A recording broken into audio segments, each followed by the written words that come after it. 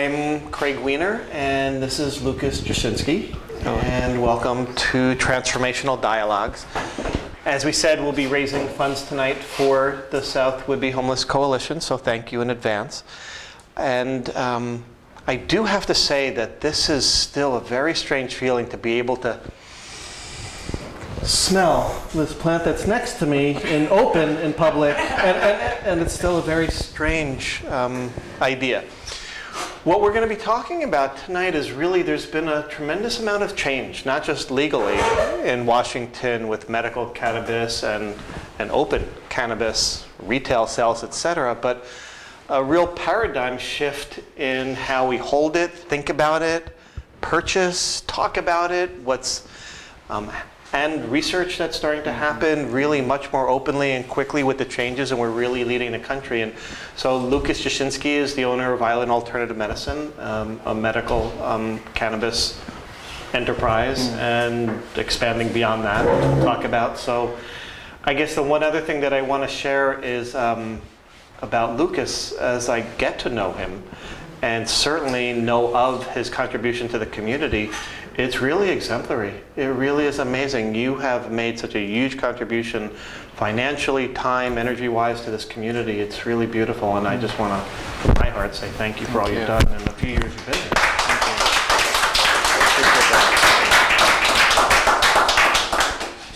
So, do you have something that you would like to start? You have that feeling like you have something, a poem or something you want to share or thought you want to begin with? Thank you.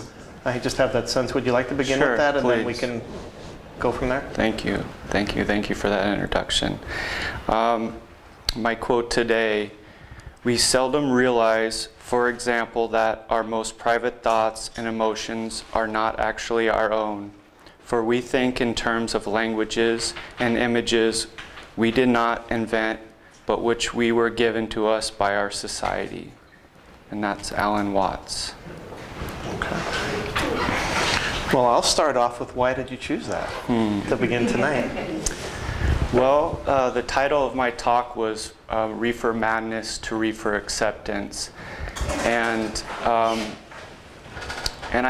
the title is I titled that because, and this quote relates to it, is Reefer Madness is how did we get there? How did we get to this belief that this plant is so dangerous to society and to our kids and to the lilac to our health, and so that's why I read that quote, because a lot of times our thoughts aren't our own. You know, they were given it to us by somebody else, and we don't sometimes think of where those thoughts come from or why they were given to us. We just kind of carry them on, and then we teach them to our children. And again, we don't think much about them. And so it's really important for me to be here today because I believe in the power of cannabis and the healing aspects it has. And so I'm here today to help change that kind of old thinking that was passed down to us. I'm going to offer a question to hold back here and not for you to answer right now, Okay. but a question that actually came to me online was, and to hold in perspective, is the change that we're going through, this paradigm of from somebody else's thoughts that they put on that we accepted about this.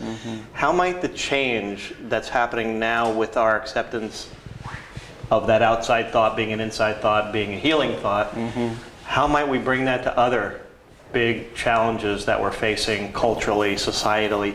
So more the movement that's happened here about how do we take that transition that's happened, and I would even have to say with marijuana, with gay marriage that's faced, like some of the things all of a sudden are on a fast track that gained momentum that other things have taken decades and decades and decades to change. So I'm not actually looking for an answer now, but just as we move into that change that's happened, how we look at it in a larger scope as well. Okay. But I'd like to hear, or have everybody else hear a little bit about your personal story, if that's okay. Sure. And what you'd like to share about that, your relationship to this, and how you've come to be such an intimate part of this within our community. Sure. So I was in the military for 8 years, and I was medically discharged in October of 2009. And at the time when I was discharged, I was dealing with PTSD from being in combat in Iraq. And I was also dealing with anxiety, depression. And when I was discharged, I was on, I'd say, no less than 10 different medications. And at the time I was discharged, I was, I was basically a zombie. All these medications had turned me into a zombie. I wasn't able to feel or think. I was just kind of going through this world just as a blah. I couldn't do anything. I couldn't function. I was just here, and that was it. And I realized at some point that I couldn't go through life like this anymore. I was either going to kill myself, or I had to find a way to heal and change and move on. And the way that I was given by the VA, by the military, wasn't working for me anymore. And so I had to find a new way that worked for me. And so I took it upon myself to find that path. And that included changing my diet, that included going to do acupuncture, that included starting exercise, that included taking myself off all the medications. I took myself off all the medications I was on. But at the same time, I was still dealing with pain and trauma from the war, and I needed something to help with that. And that's when I started using cannabis again, and found out just the wonderful medicinal properties it holds. It helped with my anxiety. It helped with my nightmares. It helped with just calming my nervous system. And it really helped me to be in the here and now rather than spend so much time in the past in the cycle of trauma that I was living in. And that was really important for me. So to start that healing process. And so that was my introduction back into the cannabis world. I used cannabis when I was in high school, kind of just to party and have fun, and I really never understood the medicinal aspects of it until I started using it to treat my trauma and the pain that I was in. Thank you. Number one, I think the level of forthrightness and vulnerability and truth speaking that you share is really a tremendous example. And I'm going to use stereotypes, not that they're mine, but one's kind of out of the groupthink, because I think a lot of the groupthink has been shady, hiding, lazily, all these different adjectives that we have for what somebody that used marijuana looks like, sounds like, acts like, and yet this journey is one that everybody can relate to. Who isn't reading every day about how we can help our soldiers with PTSD? And whatever works, whatever medication, but all of a sudden you turn to pot and all of a sudden kind of the face changes. And I think that what I like is almost like a return, like back then it was like reefer and pot and now it's cannabis. Right. Can you maybe make that distinction, or how you hold that distinction? They're the same plant. Right. Is it how it's seen, how it's used? Well, again, a lot of this comes from ideas that have passed down to us. Cannabis became illegal by stigmatizing it, by saying, it's used by Mexicans and blacks, and you need to be careful of it getting to your white children by these pushers. And they're lazy, and the cannabis is going to make you lazy. And in the 1930s, the Reefer madness came out, and it's like if you smoke cannabis, you're going to kill somebody, you're going to rape white women, you're going to just all these insane ideas, but yet they're still prevalent in today's society because they just have gotten passed down and passed down and passed down. And so, yes, cannabis can make you relaxed and mellow, and so yes, you could look at that as being lazy. I mean, if you're not working in this culture, you're considered lazy. But I see it as a way of, as well, that person could also need healing and to relax and to be still, and not be, and I don't see them as being lazy, but I see them as healing. So, yeah, to me nowadays, it's the intention I put behind the medicine I put into my body. I ask the medicine for certain things that I need in my life and in my healing, and I set that intention before I use the medicine. And to me, that's a big difference from when I used to use it back in high school. I would just blaze up and not think about the power that the medicine holds. And I would mix it with all sorts of other, you know, like alcohol and whatever else was around. And nowadays I don't do that. I really use it for the medicinal part. Can you share the name of your business and how you made that decision? Sure. So the name of my business is Island Alternative Medicine, and it's a medical cannabis access point. So after I got out of the military, finished my degree at Evergreen State College, I moved back up here to work at Good Cheer Garden. And I came across Good Cheer. I met Kathy, and she explained how Good Cheer works, and I just thought it was the most amazing organization I've come across. And so I said I want to be a part of this organization. And so I worked out in the garden with Carrie Peterson, and she was great. Back then I wasn't as nice as I am today, and so she put up with a lot of my shit, and and I'm very thankful for her. And from working at that garden, I met other people who needed help doing landscape work. And one of those people was Mondeja, who I ended up living with, a woman who lives in the community here. And she was great, just a wonderful, wonderful human being. And yeah, we were working one day on a job, and it came across my mind that I shouldn't have to go across the island to get my medicine. At that time, I had a medical cannabis authorization, but yet I had to go into Seattle to get cannabis to use.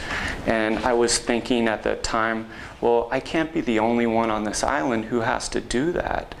And I said, okay, well, why hasn't anybody done anything here to provide medicine for other people on this island? And at that time, one of my friends, who's also my attorney, he's been in the marijuana defense for 10, 20 years now. And so he was the one who actually came up with the collective garden model that's being used in Washington State. And so him and I talked a lot, and I basically formed this mentorship team, because I've never run a business before. I didn't know anything about taxes, so I formed this team of, I'd say, 4 or 5 people in the community who could mentor me and help me make sure I stayed on track with my business and open up a successful business. And for those of you who don't know, I tried to open in Langley. I tried to open at Living Green back in 2012. And I spent, 4 or 5 months giving talks to the city council, to the mayor, to the community, and the community loved me. The community wanted me there. It was the council and the mayor at the time who didn't. And here again, when I was talking with them, I was dealing with kind of the reefer madness attitude. We're too scared. to have you in our community. And you know, I mean, I understand. Even though I don't agree with it, I understand kind of the old thinking, and it takes some time to kind of move past. Even some of the organizations that I teamed up with nowadays, they couldn't come out in the public and acknowledge that I was giving money to them or a supporter of theirs. Now that's changed, but you know, even in the beginning, it was a lot of people in this community couldn't acknowledge that they had a relationship with me or my business. You're a bad person. But actually, I want to point that it was never really that you were a bad person. Right. It was this, I'm caught in between, and I know you didn't mean that, but this caught in between, this old paradigm and new paradigm where like, this makes sense. I'm not sure if I'm ready to go there. I'm here. Right. It's been this way for so long. Is it really okay? And conversations I have with people, it's still like if somebody like, could I really go in your store? And like, am I looking around if anybody's Right, watching? right. Is it okay to do this outside? I mean, we're in this in between time. Yeah. For many people. Definitely, definitely, and I can feel that. I mean, you know, once I did get my once Langley turned me down, I moved out to Freeland, to unincorporated part of the Island County, and opened my store right next to a liquor store. You know, so I was like, okay, they can't give me any crap if I'm right next to a liquor store. But also right next to the sheriff's station too. Yeah. I'm the hairdresser. But I love that it was like right between liquor store, medical marijuana, sheriff. Like right. Yeah. But yeah, in the beginning, people were scared to come in my shop, or they'd want me to open early before anybody came in because they were worried about who would see them. Or one guy in particular, I remember he would wear this winter jacket even in summertime that covered his head so you couldn't see but the little part of his face. And in the beginning, I always thought this guy was going to rob me or something, you know? But no, he just was like, he was scared because of who saw him in the community. Mm-hmm. And, you know, and this attitude's still here. There's still a lot of people who are worried about what other people think. I mean, it's changed. I've seen it calm down a little bit. Especially, it's always funny when one person, I only see one person in the back at a time, but when that person comes out into the waiting room and they see other people, they know, you see this hysteria, they're laughing and throwing up their arms, and, you know, just, it's fun. The mood's lightening up now a little bit, but it's taken some time. It's definitely. What do you think we'll take for the next level? So for the next degree of communication, openness, okayness, what do you think is next? Right.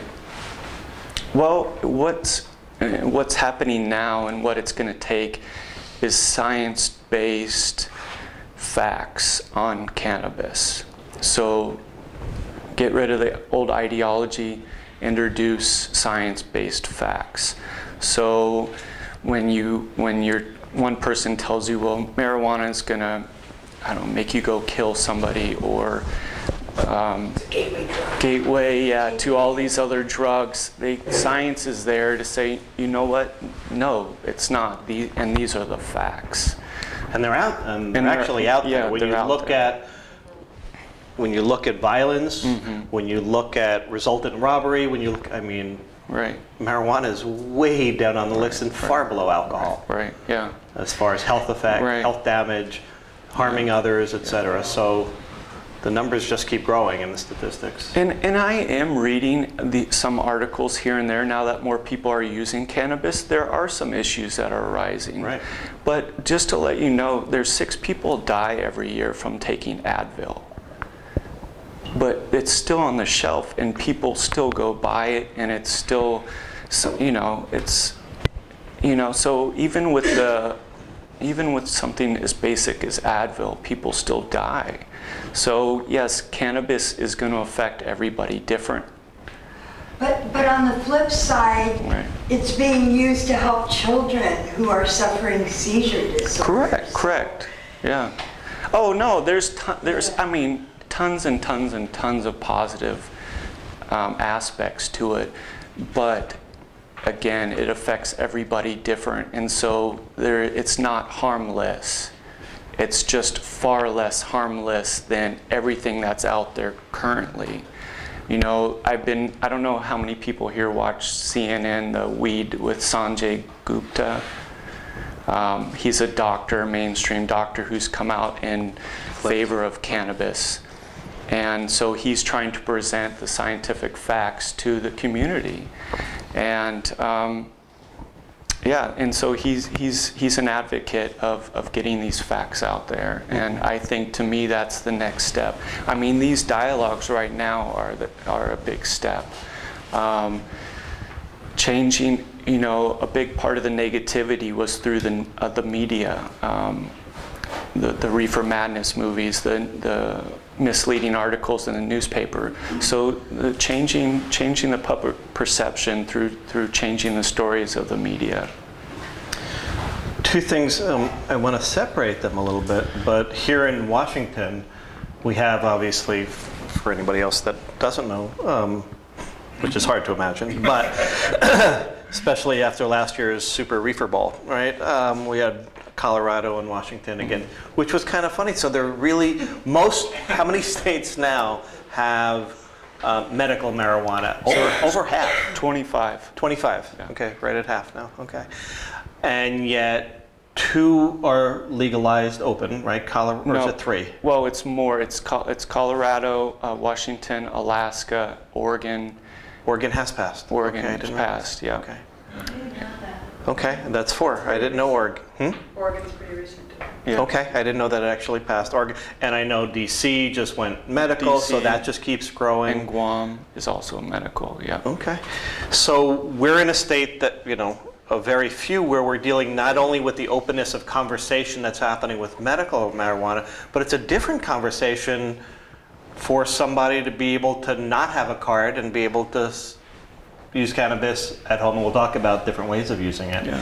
But that's like a whole nother leading edge. How do you think we're doing, and compare what you're seeing in Colorado, Washington, lessons that we're learning for Guam and Oregon? Right. Because I know you know a lot more about that than many. Yeah, well, I think actually Washington is going to be an example for a state of what not to do. Yeah. Yeah, it's sad, but in respect to the legalization, yeah, correct. So give us, so explain a little bit about a good way to do it and a not so. So in Colorado, they did legalization and medical side by side. So you can walk into a building that's divided into 2, and you can go to medical on one side and recreational on the other. What's the difference other than, well, why would some, I mean, people Sure. aren't going to know, why would I use one versus the other? Sure. Well, one big thing is taxes. I mean, medical people don't and shouldn't have to pay taxes. On no other medication do they have to pay taxes, and they shouldn't have to with cannabis either.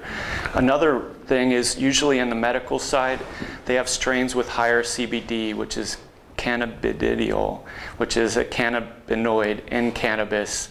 Try to say that 5 times fast. And that offers what the researchers are finding the most medicinal part of the cannabis. Anti-inflammation, it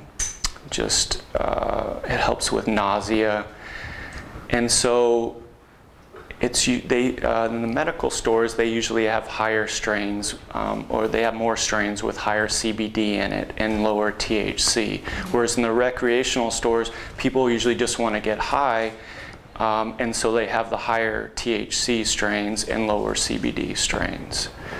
And so in Colorado, they have 2 systems running side by side, and it's working perfectly. In fact, they got so much tax money, the state of Colorado had to go back to the people and say, well, what do you want us to do with this extra tax money? Because really, in law, they're supposed to give it back to the people. So Washington says, no, we can't handle 2 systems side by side. And I'll talk about this a little bit later, but the governor just signed 5052, which basically is going to end all medical cannabis dispensaries by July of 2016. So right now, some are already getting cease and desist letters. And so you won't drive up and down the streets and see green crosses anymore. All these shops will be closed because they said we can't handle two systems. They also said they want more tax money. And people going to the medical stores, they're not getting the tax money. And so they want to force all the medical people into the recreational system, because in the recreational system, the way the system was designed is there's a 25% excise tax on each tier in the recreational side. And there's a first tier is the person who grows the cannabis. And the second tier is the person who processes the cannabis. And the third tier is the retailer. And not only that, the retailer also has to charge a local sales tax. So the tax goes up to close to 85 or higher %. And so a gram of cannabis on the market, on the black market, currently runs from anywhere from $5 to $8. In the medical stores, they usually run from $8 to $15. In the recreational stores, they're as high as $40 or $50. It's really insane. And yes, that has a lot to do with the tax structure that we have in Washington State. And so it's forcing it's basically creating a bigger black market, because people don't want to pay these kind of prices. And now that they're going to close down these medical stores where a lot of people can't afford that, those prices, they're also going to have to return to the black market. And so the medical marijuana people that have a prescription are going to have to pay the retail recreational prices that everybody else is. Yes, well, unless you sign up, they're creating a registry, a voluntary registry. So this costs $4 million to the taxpayers in Washington. And you only get certain breaks if you sign up for this registry. But one reason people don't want to sign up for this registry is the feds have direct access to it, and they can use it to go bust people. And they have their names and addresses and all the information they need.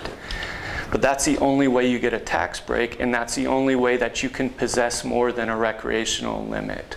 So on the recreational side... Is that the individual or the business is it? I mean, you're talking about now. Individual, the registry? The registry? Yeah. Or the business? No, the individual. The individual. Individual, yeah. And so right now, a recreational person can go in and buy an ounce of cannabis. Whereas right now in a medical dispensary, a person can possess 24 ounces, which they consider as a 60-day supply. Well, this new 5052 that was just passed took that amount down from 24 ounces down to 3 ounces.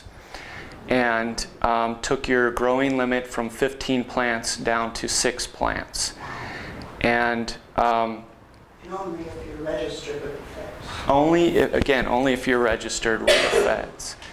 And so only if you're registered on this database. That's the only way you can possess more than the recreational. And it's definitely safe. Correct.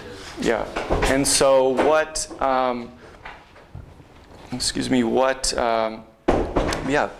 People don't want to sign up for this registry. And so basically this is also going to increase the black market. But at the same time this 5052 was signed, included in it was people who possess more than the plant limit, even if they're medical, is now a felony. So now they've introduced more charges in this state that's supposed to have legalized weed. And so myself and my shop was against I-502, which was the recreational initiative that passed, because we didn't see it as recreational legalizing weed. I didn't see it that way. It was basically Increase sales tax. Yeah, yes, increased sales tax. I mean, it was everything but legalizing it. Yes, you can go into a store now and get an ounce, but in Colorado, you can grow your own if you're above the age of 21. You can grow 6 to 15 plants, I want to say, if you're just a recreational user. And here, if you're a recreational user, you're not allowed to grow anything at home, at your house, because that's also a felony. And so, even in Washington, you're not even allowed to share it amongst adults, because that's not written into the law, and so that's considered still like trafficking. Or, I mean, it's just ridiculous. If they, These are state laws or federal laws? this is state laws. And Yeah. that's recreational? And that's recreational, yeah. And so, I don't know if anybody pays attention to the news as far as back in March, there was this group called Kettle 5. Did anybody hear about it? It was this family of these 5 people who were growing medicinal cannabis for themselves, all had authorizations from their doctor, were staying within the lines of the law. And if you're on the eastern part of Washington, they aren't friendly to cannabis over there. And so the local authorities invited in the feds, and they busted this family. And this is after we have recreational, I-502 is passed, we have medical marijuana laws in the books, and they came in and busted these people anyways. And this family had some old guns, some like antique guns, and so whenever a weapon is in the house and drugs, there's a mandatory minimum if they get charged with 10 years.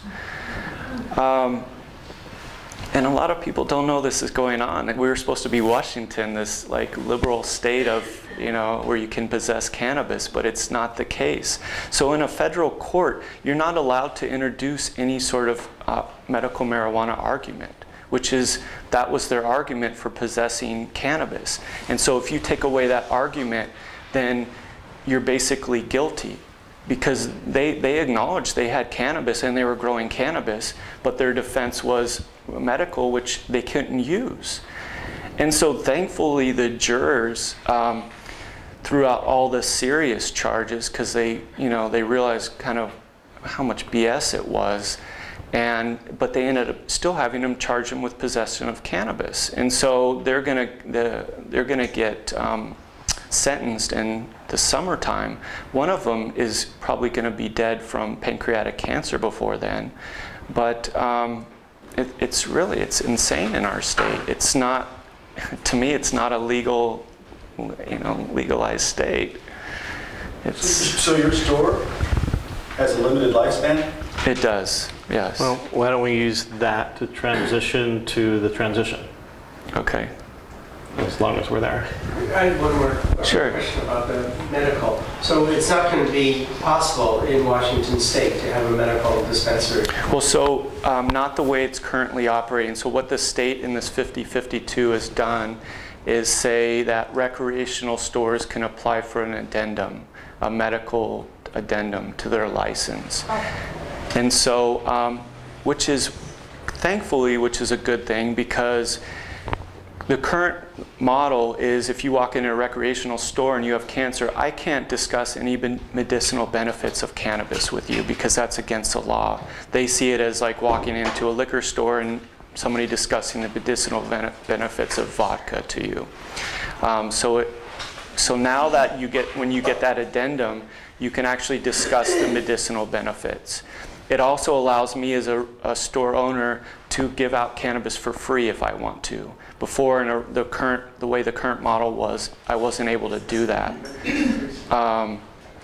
And so it's some good changes, so there'll be, but not every store is going to qualify for this medical addendum. So right now, people in the medical marijuana community can pretty much find a Green Cross or a medical dispensary pretty close. But once these changes take place, it's going to be a lot harder to track down a store that meets the qualifications for this medical addendum. Yeah. Catherine? And I work in community mental health, and so pharmaceuticals get right and left Yeah. with folks. And there's that cynical part of me that feels like the medical marijuana is doing so many wonderful things, and somehow pharma is getting influenced or feeling threatened. So why not just keep people high? Yeah. By having the recreational, and that's my cynical part. And you know, it's always been a quandary of how it is that they can legalize recreational, yet the medicinal part is invaluable to people's psyche and well-being. As I see these folks go sideways with meds that aren't working time after time, and as you experience. And what's even more insane is in Washington, under the medical marijuana law, is you're legally supposed to try these other ways, these other prescriptions, other ways before you're allowed to use cannabis. So cannabis has to be the final option when nothing else works, instead of where I believe it should be the first option, you know, because it's the safest. But here again, it all comes back to this reefer madness that's still very much in our collective. Yes. I'm just really questioning whether it's pharmaceuticals or what's it called? Medicinal marijuana. What I'm questioning is, it seems like anyone can get a medicinal marijuana card or, you know, way to get it. Sure. That's my awareness. And where do you, can I ask where you come up with that awareness, or where you get that thought? From talking to so many different people.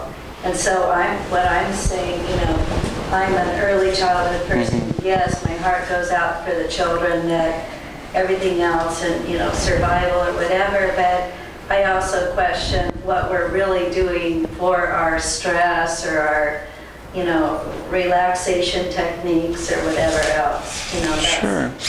And that's why, you know, it's just a merry-go-round of who gets what and how they get it and blah, blah, blah. But, you know, I guess because I come from a family with so many addictions, and I see it as an addiction more than, you know, a path to get well. So that's my... Yeah, and I appreciate you saying that, you know, because there's a lot of people that think that way. And addiction is a horrible thing. I mean, you know, depending on what you're addicted to, it can have, you know, serious consequences on your life. But what I see is the first thing I was addicted to was sugar, and how we market in this country sugar to kids.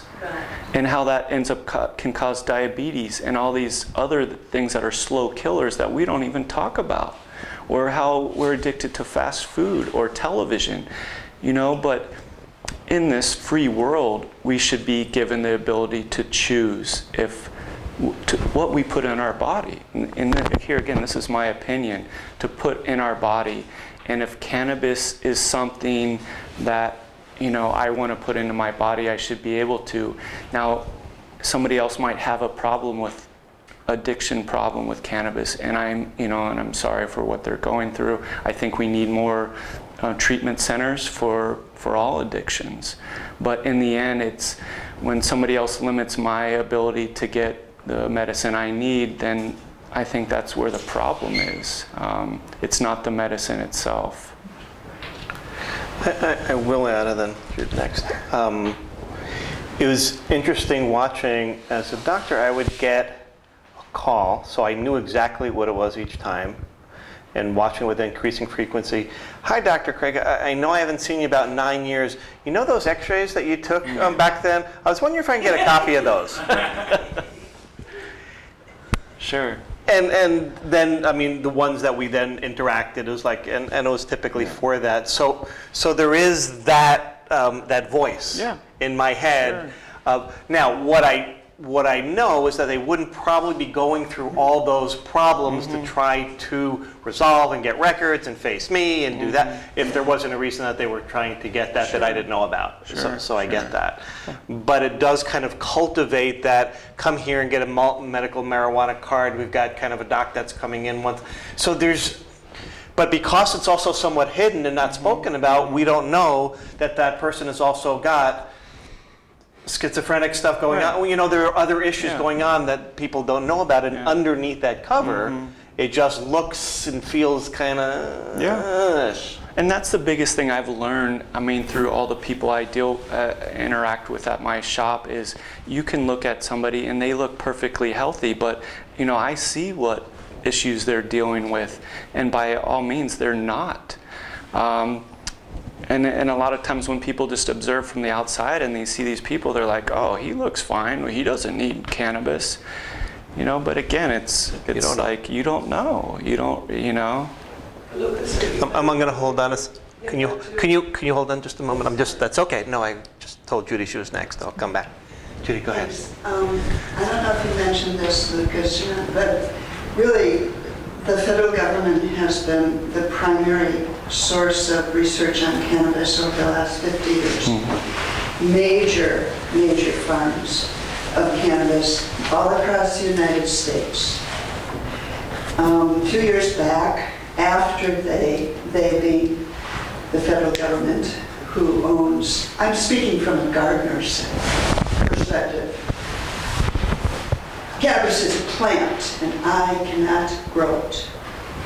Okay, so I got really pissed off about this, so I researched it. The federal government has been the primary research modality. They burned, a few years back, all their farms after the federal government applied for and was given a patent on marijuana, a plant. I think there's a lot more going on than anybody really understands about cannabis as a plant. And it's financial. Because I predict in not too many years you're going to see pharmaceuticals using the CBCs and also the THC and doing GMO kinds of stuff with cannabis, and pharmaceuticals are putting themselves in place. And I got to say that the other place that the most powerful lobby for legalizing marijuana that I really admire are the mothers of these seizure kids that are having 200 seizures a day and more, and nothing has helped them. 13 states, by parents lobbying, parents of these kids have gotten medical marijuana legalized in 13 states in the last 5 years. So our state is very confused and frightened of the federal government. Some states are a little bit more courageous. But I think I just wanted to put this out there, that there's really people like you, Lucas, who go ahead and follow what your heart and soul knows is important to do. And everybody in this room is going to have to do the same, because the kettle people are an example. So, thank you. Thank you. Yeah, Judith, she brought up a few good points. One is, yes, the federal government currently holds patents 6,630,507, and it's a patent on the healing properties of cannabis, the cannabinoids. And so the irony is, on one hand, they say cannabis is a Scheduled I substance, which means it has no medical value. And on the other hand, it holds this patent that says it has medical value, and we hold the patent on it. And it's illegal to hold a patent on anything that grows naturally. So it's currently in the National Library of Medicine, there's 2,000 papers on cannabis, written about cannabis, but there's only 6% of those papers are looking for the medicinal or benefits of cannabis. All the other ones are written on the negative aspects, or looking for the negative aspects of cannabis. That's all the government wants to fund, is if you say, I want to look for the negative aspects of cannabis, you can get money and do research. Was a question you had over here first? No. No. I just think, I'll just say two things. They're hedging their bets. It's about control and political. Second, from what I understand about the way the state of Washington is working, it never was about marijuana for recreational use or medicinal. It's about money. And because of that, they can't even look at the situation in a reasonable way. John, and then there. I have a question about your personal experience, if you're willing to share. Sure. With the CBD versus THC, which helped you the most? So I would say it's different. Sometimes the CBD does help me, but sometimes it also just gives me a headache. And so my path has been finding kind of a balanced, I would say it's a more balanced cannabis, which it's hard to find of one that has 7% CBD and 7% THC. So what's happened in our history is people bred out all the CBD in cannabis so they can get super high strains THC. And now that they're finding it has medicinal benefits, they're trying to breed it back in. But then now they're going to the other extreme because there's something wrong in our culture with getting high or feeling good or euphoria. And so some of these states that have passed medical marijuana, they say no THC, only CBD, because we don't want you to get high. We don't agree with that. And so to me, it was a balance of both that gave me the most benefit. Let me ask, and I know there's another question there. As most people, I would imagine, have little knowledge in the arena of finding balance with the plant. In a sense, in times ago, one would have one as part of one's village, shaman or otherwise, that would guide, mentor, lead, create, concoct, and work with the reactions, the responses. Is that what somebody do you see that holds a medical marijuana dispensary as part of their job for? Yeah. Where is the education, mentoring, finding the balance? Because somebody that, for example, is only used to THC getting high, as far as they know, that's all there is. And somebody else trying this doesn't even know. So can you speak about that mentoring role in this arena of plant medicine, so to speak? I definitely would say that a person who runs a medical marijuana dispensary, that's their role. I have literature when you come into my shop that tells the difference between CBD and THC. And before anybody buys any product in our store, especially if it's a medicated food product, we talk to the clients about that. And we go over to make, especially the new ones, we spend a lot of time with them going over each product to make sure they know what they're getting. But one thing that I've found is cannabis treats everybody different. And you and I both could have pain, but we're not relieved by the same strain or by the same form of cannabis. Maybe you're better with eating it and I'm better with smoking it. And so what I try to educate to our clients is that, to get in touch with your personal doctor within or your personal shaman within and really pay attention to how it affects you. And so a lot of times in the beginning, it's rough because it is a little trial and error until you find out what works best for you. But there's it's not like one thing works for everybody. It's really about, finding out what works best for you. But we're there to, especially food products. I mean, like this is talk about different applications. This is a brownie. And this has 200 milligrams of THC in it, which is a lot. I mean, I'm good with 5 milligrams or 10 milligrams. This has 200. Yeah, but when people are dealing with cancer or in a lot of pain, this is the kind of amounts they need. And so somebody who doesn't have much experience with cannabis sees this and picks it up and buys it. you know, typically they want to eat the whole thing because it's good, it tastes really good, and they're like, oh, it's just a brownie, what could it do to me? Yeah. You know, and I'll be honest, I've had worse trips on cannabis than I've had on any other psychedelic substance. I mean, it can be very, very overwhelming and not fun at all. And you're like, oh, I wish I was dead right now. I mean, it's just, it's not fun. And so, yeah, we definitely advise our clients on start small. Start really, really small and work your way up and see, and that way you don't take too much or you don't get overwhelmed.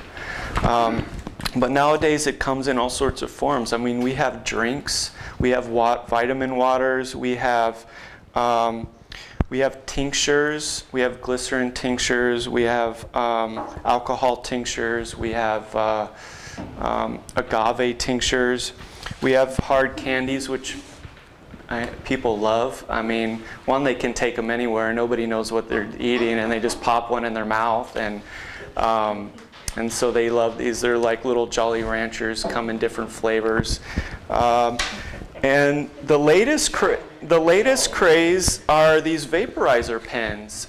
People have gotten away from smoking cannabis to vaporizing it, which means you're just inhaling a vapor rather than a smoke. And so what you do is you get this battery, and this is the recharge part. You just plug it into a USB outlet. And then this is a vial of cannabis oil that you just screw onto the top of the vaporizer pen, and it comes with a mouthpiece on it, and you just inhale, and that's it. And it doesn't leave a smell. I mean, I could have done it in here before anybody came in and nobody would have known. Lucas, you look particularly sexy. Yeah, it comes in multiple colors. You know, I just grabbed one, but thank you. But if you ate a Jolly Rancher, I mean, how much THC is it? THC? Yeah, well, No. yeah, sure. Like this is a 4-pack divided into 100. And so I would say one of the challenges is spreading the THC out evenly. So when you eat a brownie and you eat a quarter of it, that doesn't have all the medicine in it and the other corner doesn't. And that consistency is a challenging part in this field. And that's one of the things they're trying to perfect every day. How are they doing with quality control? So for example, people assume when they pick up a vitamin pack from GNC that it has what it says in there, and we know it doesn't. Right. For example. We know that you never know what's in it, right? And what is the experience as far as quality control of production? It says it has 200, maybe it only has 20. It says it has 4, it might have. Right. Yeah, no, that's a very valid question. A lot of the companies I work with do testing on a regular basis. You know, they test throughout the process, test, you know, at the end of the process. And I mean, yeah, there's always a slight difference. Potentially, there's always usually a slight difference in what you're getting versus what it says, but it's not an extreme difference. So if you get 100 milligrams, you're not going to get a brownie with 300 milligrams or 5 milligrams. I mean, it's going to be right around 100 milligrams. But again, and just like with any products, I'm out there looking for the vendors that pay attention to that kind of detail. Because in the medical marijuana market, since it's unregulated, there are a lot of people who just make stuff in their home, and you don't know what kind of quality product you're getting. And so that's my job as the store owner, is to get out there and really form a relationship with these vendors and make sure they're doing what they're supposed to be doing. How do you network with these people? If you have a convention that you go to, that everybody gathers in the same house? Well, yeah, there are conventions, there are meetings where we all get together. There's a magazine that I carry in my store called Northwest Leaf, where people in the medical marijuana community advertise their products, and so I'll call them up and go out and talk with them, or I'll go to other dispensaries and see what they have. But yeah, we do get out there and network at different events, and Yeah. Charles and Annie, and 3 and 4. 2, 3, 4. Charles? One of the things that is really positive about the medical marijuana in your shop in particular is the variety, you know, both in terms of edibles and other kinds of products. And I'm really concerned about that being lost without the medical marijuana shops. And is that something that would be remedied in this kind of double licensing? Sure. Well, yes and no to your question. So there's a lot of people staying in the medical field even though they might have a recreational license because this is where they're still making their bread and butter. And so they have yet to switch over. And so now with this passage of 5052, they are more of the companies I currently deal with are going to eventually switch over because they basically don't have a choice. But also to that said, Washington State, when they were giving out the licenses, they did it through a lottery. So it was medical or recreational? Recreational. So it doesn't matter if you had 10 years of experience or 20 years of experience. It only mattered if your number got drawn. And so I'm meeting these people who've never grown in their life and they're figuring out for the first time. And yeah, who get in it just to make money and have no idea about cannabis. They're just like, oh, they saw it as I'm going to make money and jump on board. And hopefully in the end those people will get weeded out because yeah, but it's scary as a person who runs a retail store because you know, I'd like to continue offering a wide variety of products from people who I currently work with and know and trust, but not all of them were able to get a license. And so now I need to go out and find other people. But in the end, I believe there'll definitely be just the same, you know, just as much variety as there is now. I'm sure down the road there'll be way more. I hope before you finish you'll get to say where you're going next. Yeah, sure. Well, I'll make sure we do. Susie, yes. I had a question on impairment in testing. I'm curious if maybe the science has gotten to the point where they can determine how many hours since, you know, if there was a car accident or a workplace injury, how many hours since someone had used. So that's a good question. Part of 502 passing, they put in the law a drug driving portion of it, which it's stated that if you have 5 nanograms of THC in your system, you are automatically given a DUID and you cannot fight it. Currently, if you got pulled, before this law passed, if you got pulled over and they thought you were stoned, you could offer some sort of argument in court and you could challenge it. Now it is automatic if you have 5 nanograms. And this 5 nanograms is not based on any science whatsoever. And so, is that a blood test? Yeah, it's a blood test, yeah. And so if you smoke on a Think of like a blood alcohol level except for THC. Yeah. And how does that compare? How would you get it? Well, no, they'll take you to a hospital that day. I mean, they'll take you back to the station and draw your blood. And so they're serious about this. And Oregon opted for just to, their language just says impaired. Right. And that's the thing. We already had impaired driving tests. We didn't need this extra bit. I mean, we already had those tests to determine if you were impaired. And what does that relate to though? Like, does that mean you smoked a joint the day before? Well, that's the thing. You could have, if you ate a 200 milligram brownie the day before, you could still fail the next day. But you said we shouldn't eat those. You should, yes. What did you What's that? Well, okay, so I want to say, what their science says, 2 puffs put you at 5 nanograms. 2 puffs. For some length of time. Yeah, something like. I think when you smoke it, it would be out of your system. I think they said in like 3 hours, versus eating it, it could potentially stay in your system a lot longer.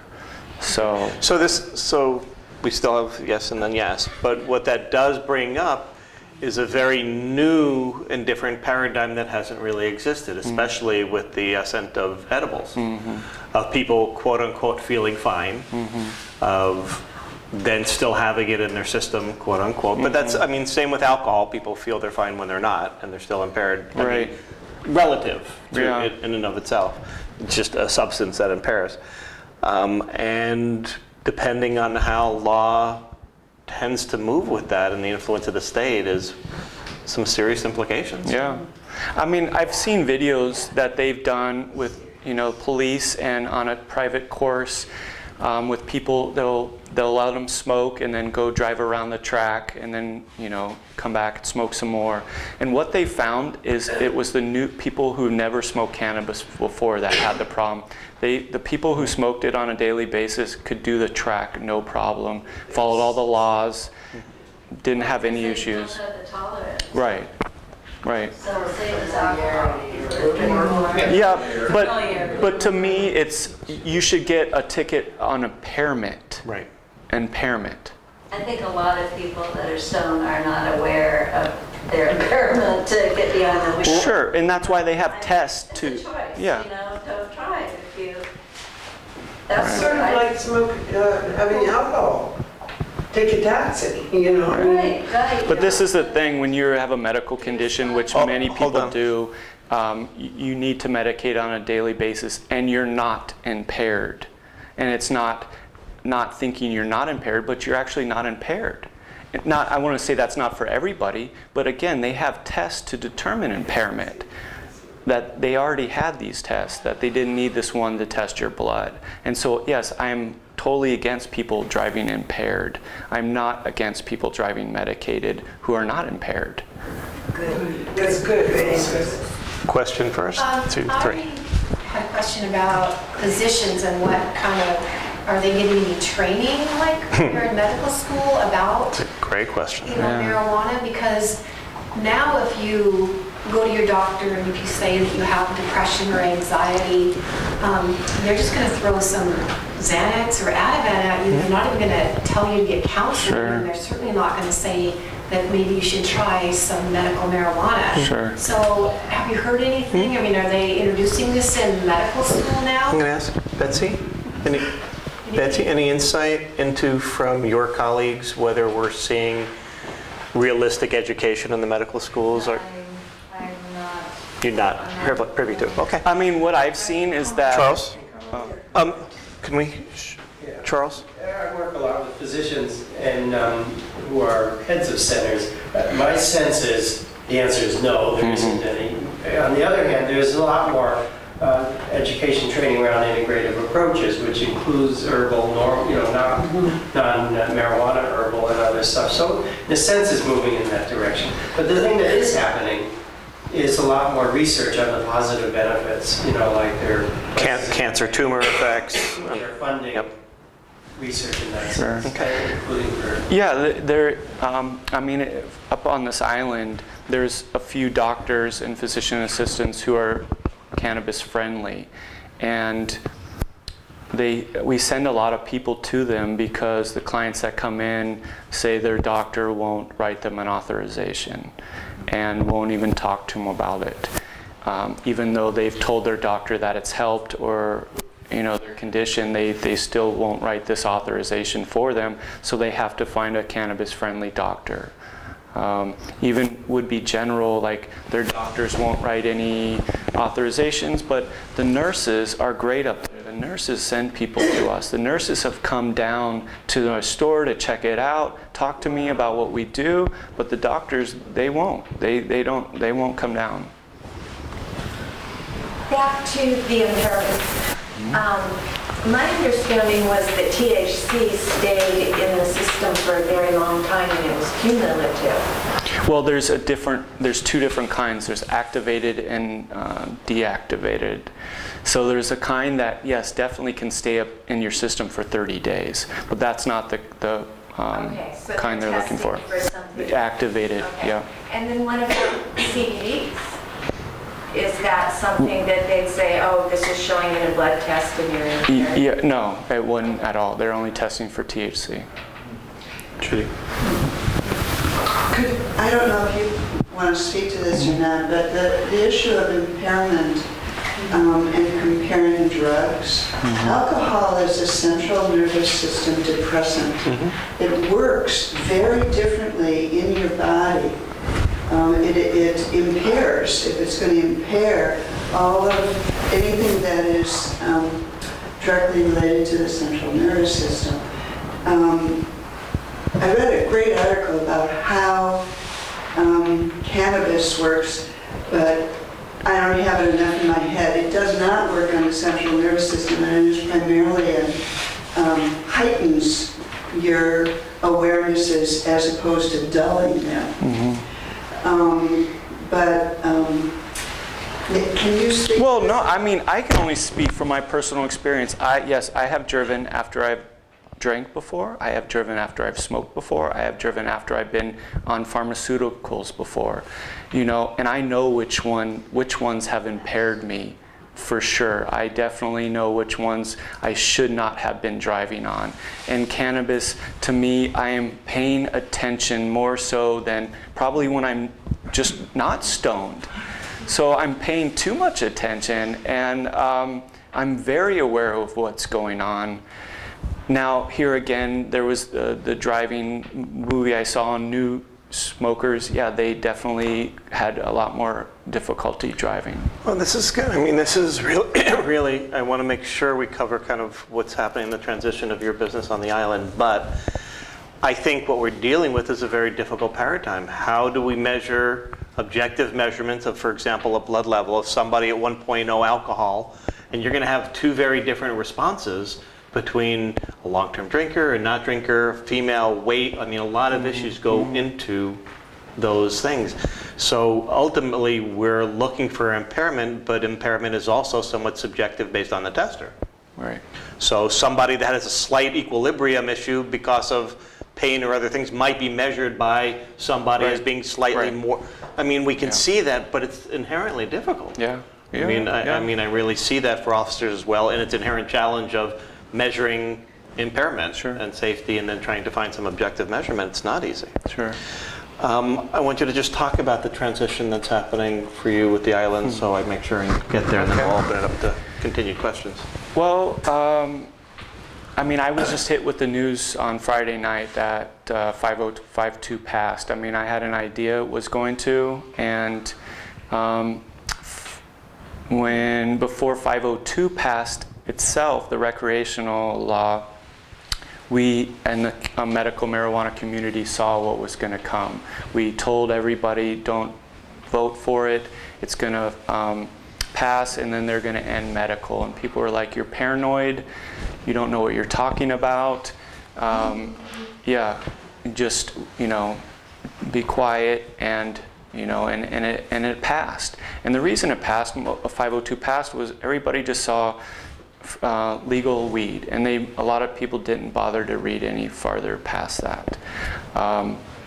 And then once it passed, and then people saw, well, what it entails, they were like, well, that's not what I voted for. That's, you know. And so here again, it's just people not paying attention or not reading exactly what they're voting for. Knowledge is a powerful tool. Yeah, yeah. So I just found out 2 nights ago that the medical marijuana dispensaries are going to close. So that means the one I have across from Island Athletic Club will be closed. You know, if the county leaves me alone like they have, it will close right before July of 2016. So that's given me some time to kind of let everybody know. And at the same time, I qualified for a recreational license. I saw that's what was coming, and so I put in my application for a recreational license, and I was approved for one. And so I moved my medical marijuana store from the old location next to the liquor store and moved it by the Island Athletic Club, and about 3 weeks ago I started remodeling the old space to meet the standards for the 502 requirements. And so that should be done, the space should be done by June, I think, and then the county's got to come in and give me its approval, and then the Liquor Control Board has to come and give me a final approval before I can open. And So you do both services out of one place? no, they're in 2 different locations. Oh, they have to be separate, okay. Well, until the state comes up with this addendum that I can qualify for and put in my application for that. Right now, it's at it will be at 2 different places. So Island Athletic and where else? Next to, in Freeland, next to where the old Book Bay store used to be, and The liquor store by the old sheriff in that strip. I thought you moved from there. right, I did. So I moved behind Windermere, Oh, okay. which is across from Island Athletic Club, and so that's where my current medical store is. But then the old spot is what I'm remodeling to open up the recreational store. Oh, okay, the old spot. Okay. Closer to the post office. Correct. Okay. Yeah. Yeah. Yeah. Okay. All right, any other broader questions? Well, look, I'm sort of a neophyte at this. I grew up in Oregon, so it was always a misdemeanor. Nobody got excited, about recreational. But when we were up at your store putting up our homeless, because he's on our homeless coalition board, you had your magazine there, and they had an editorial by this guy that said if anybody could screw up how to do this, the state of Washington did. Would you like to comment on that? Actually, you know what? I'm yeah. going to hold that. I think we've really... Yeah. We've really covered that pretty thoroughly, Yeah. so I'm going to go. That's okay. I think we'll just. Any other questions that haven't been asked are unique? Yes. Yeah, could you just go over some of the most common medical indications for it, and then Right. you talked about Good the question. science. Which one of them has some science, and which are Sure. no uses that seem to have a benefit? So you're asking about what conditions? Yeah. Okay, so I'd say the number 1 condition that's being used for is chronic pain. Some of the other conditions are Dravet syndrome or seizure, people with seizures. They're finding that's very helpful for people who have seizure disorders. Also Crohn's disease, multiple sclerosis. They're just now finding out that it's very healing for people with Alzheimer's. It slows down the rate of acceleration. Chemo-induced nausea. Nausea. People who have wasting syndrome, who can't keep on enough weight. People who also, just need, who aren't hungry and need to eat. Let's see, Parkinson's. What about inflammation? Yeah, it's. You talked, all the things that you said are orally ingested. Are there products that are like salve, Sure. ointments, or? Yeah, we have some salve right here, and definitely I think that's one of the greatest qualities of cannabis is the anti-inflammation properties that it holds. In fact, there's a guy named Rick Simpson who he brought cannabis oil back to the forefront. I mean, cannabis oil's been around for thousands and thousands and thousands of years, but people forgot about the medicinal benefits, and this gentleman brought back the medicinal benefits to the public, and he started treating people in his community who had stage 4 cancer by giving him this oil, and he started curing these people.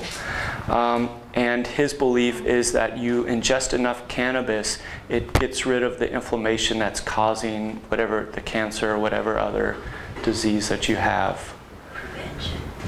And so as far as science goes, you can, if you have access to a computer, go on YouTube and pull up like Weed 1, 2, and 3. It's on CNN. It's with Sanjay Gupta, and he interviews neuroscientists and other doctors who are doing a lot of research. I also work with an organization, I volunteer with an organization called MAPS, which is Multidisciplinary Association for Psychedelic Studies.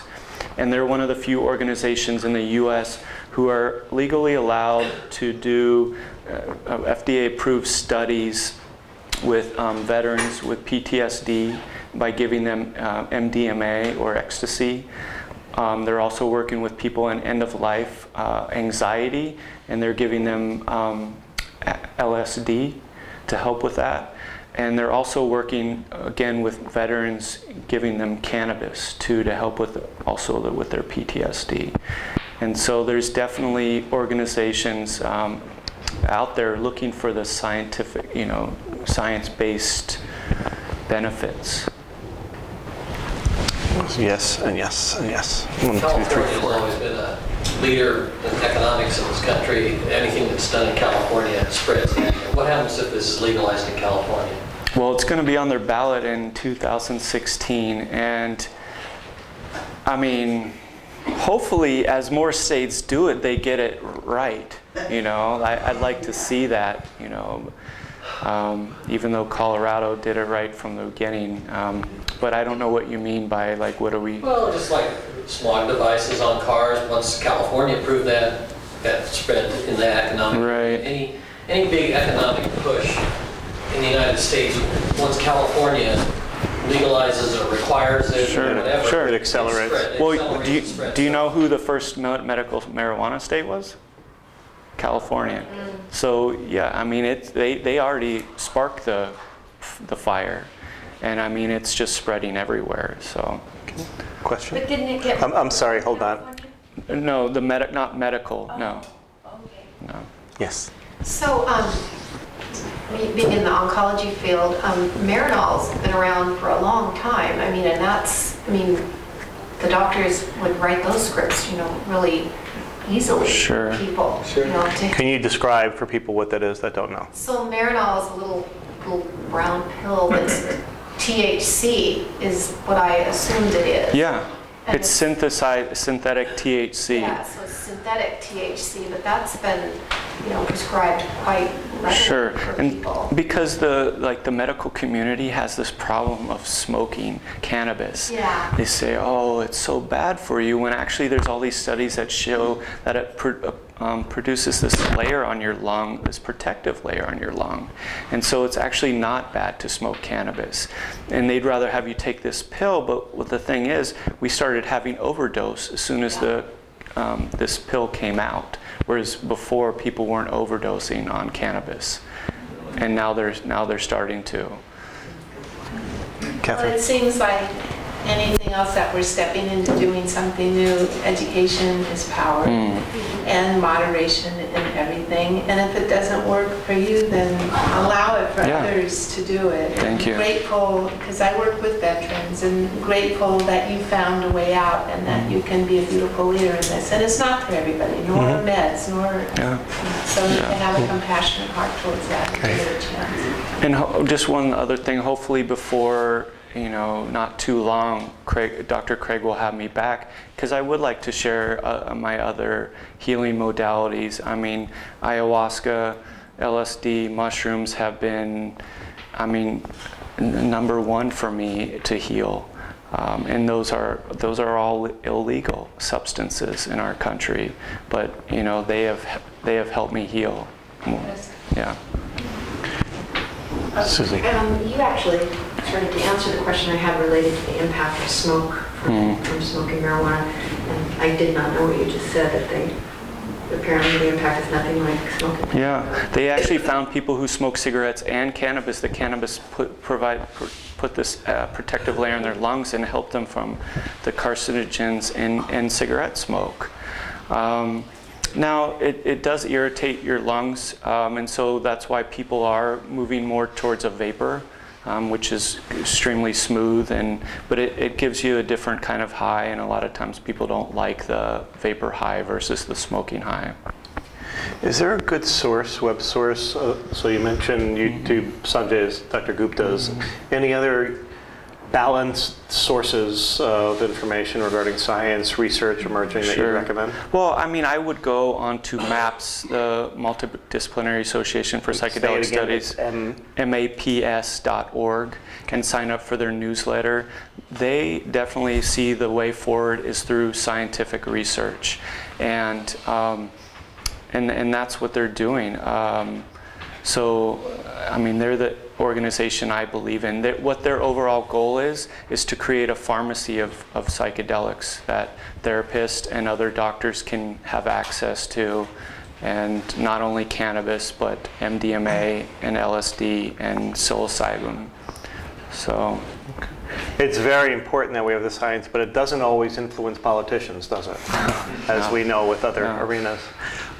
Last, make a question, please, and then we'll let him wind up. What I hear, Lucas, is that the organic, God-made plants and fungi and thousands of year old, found in nature, healing plants, etc.,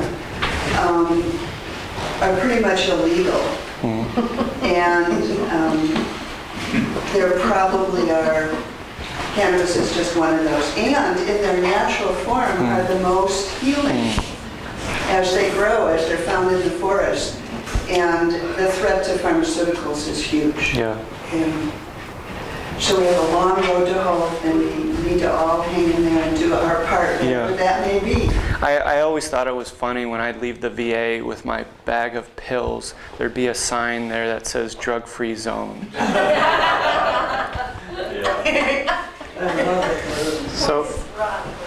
So you get to wind up this wonderful evening however you'd like to. What would you like to have people come away with or share that you'd like to leave them with? Well, I mean, the biggest thing to me that I want to leave everybody with is, and I know a lot of you in here are already doing it, is to really understand where your thoughts come from and why you think a certain way. And I mean, to me, that's the biggest thing, because that's what when I'm out there fighting or arguing with people or having discussions, I'm arguing with the television. I really am. I'm arguing. I hear sound bites come from the people that come from the television and come from the media, and it's like arguing with somebody who's, well, it says it in the Bible. I can't argue with that. I can't have a discussion with that. And so I just challenge everybody here to really, really think about their thoughts and where they're coming from, no matter what subject or what it is. Okay, bumper sticker, don't believe everything you think. Yeah, no, that's great. Because we keep getting passed down from one generation to another generation of propaganda, of false ideas, of misnomers, of mistruths, and I think that's what's creating this kind of insanity we live in. It's like people are getting locked up and put in behind bars for smoking this plant, for using the plant, for sharing the plant, and to me that's madness. It really is. Is there anything we can do to change the direction of all this? Talk with your families, talk with your friends. When you hear them say something that might not be true, talk to them about that and share the scientific facts. And I'm a big supporter of MAPS. Find those organizations that are paving the way and put your support behind them. Well, I just want to say thank you so much for your time, for your work in the community. I want to thank all of you for being here. I want to thank you in advance for your donations to the South Whidbey Homeless Coalition. If you want to share this, if you just go on YouTube and you look up Craig Weiner, I think it's Craig Weiner DC, there's a whole section, a playlist of transformational dialogues. And so all the other ones that we've had here that we filmed are there, and we'll put Lucas's up there, so it's a good resource. And so you can share if there's somebody you want to have, because this voice isn't heard in depth. We get things in sound bites. So to be able to have this in a deeper discussion is great for those people that you'd like to share it with in a reasonable way. So if we could just give a little bit of heartfelt appreciation to Lucas.